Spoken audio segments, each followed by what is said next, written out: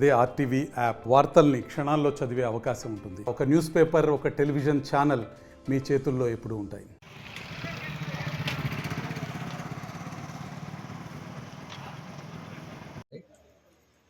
ఈ రాష్ట్ర ప్రజలందరూ జగన్మోహన్ రెడ్డి ఏదో మేనిఫెస్టోలో ఏదో చేస్తాడు, ఏదో ప్రకటిస్తాడని చెప్పి ఎంతో ఆశగా ఎదురు చూసినట్టుంది.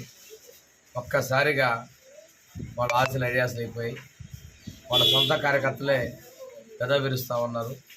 వాళ్ళ కార్యకర్తలే మాట్లాడుతూ ఉన్నారు.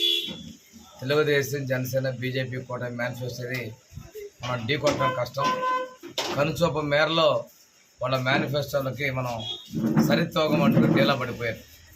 ఈ మేనిఫెస్టోతోటే జగన్మోహన్ రెడ్డి పతనం పూర్తిగా పతనమైన దానికి నిదర్శనం చేస్తున్నారు.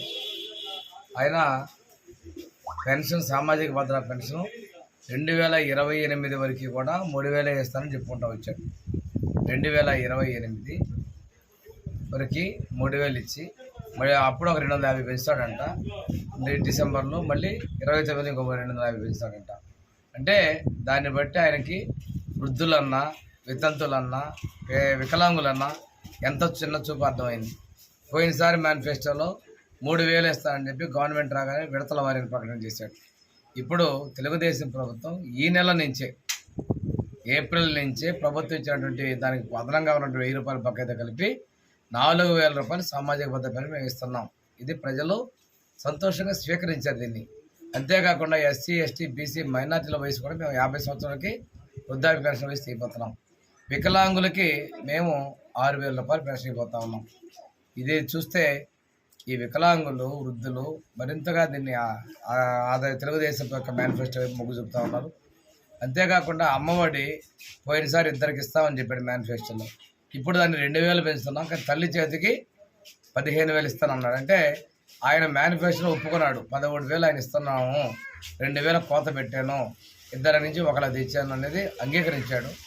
ఇప్పుడు దానికన్నా కూడా ఎంతమంది పిల్లలు ఉంటే అంతమందికి మేము 15000 ఇస్తామన్నాం తెలుగుదేశం మేనిఫెస్టో. వీళ్ళు ఒక పిల్లవాడికి 15000 చేసేదాన్ని మేము 2 30, 3 45, 4 60,000 ఇస్తామని చెప్పిన దాన్ని కూడా ప్రజలు స్వీకరించారు. మూడోది, ఆయన చేయూత పెంచారంటున్నాడు. చేయూత కాదు, మేము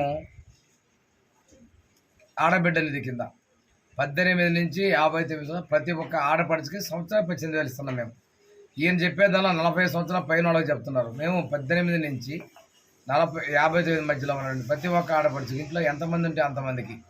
ఇక్కడ నిబంధనలు లేవు, కరెంటు బిల్లులు షరతులు ఉండవు, అదే మీ ఇటువంటి వాహనాల షరతులు ఉండవు మాకు తెలుగుదేశం ప్రభుత్వం మేనిఫెస్టోలో.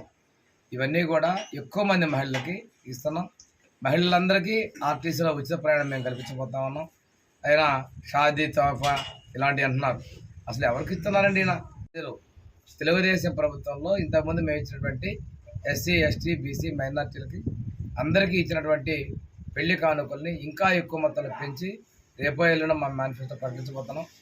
మేము ఇచ్చేటువంటి ప్రతి మేనిఫెస్టోలో ప్రతి అంశము ప్రజల్ని ఆకర్షించుకున్నది, ప్రజా సంక్షేమానికి, సామాజిక భద్రతకి అది ఒక కొలమానంగా ఉంటుందని నేను తెలియజేస్తున్నాను. ఇక్కడ ఇంకోటి ఏంటంటే, ఆయన పోయినసారి 99% హామీలను అమలు పరిచారన్నాడు. 2 చెప్తారు అందులో. ఒకటి, సంపూర్ణ మద్యపాన నిషేధం చేసి ఓట్లాడుతూ ఉన్నాడు. దాని గురించి ఆయన ఏమైనా మాట్లాడా? ఈరోజు మాట్లాడాల. అదేమన్నా చేశాడా? చేయలా. అది విఫలమయ్యాడు.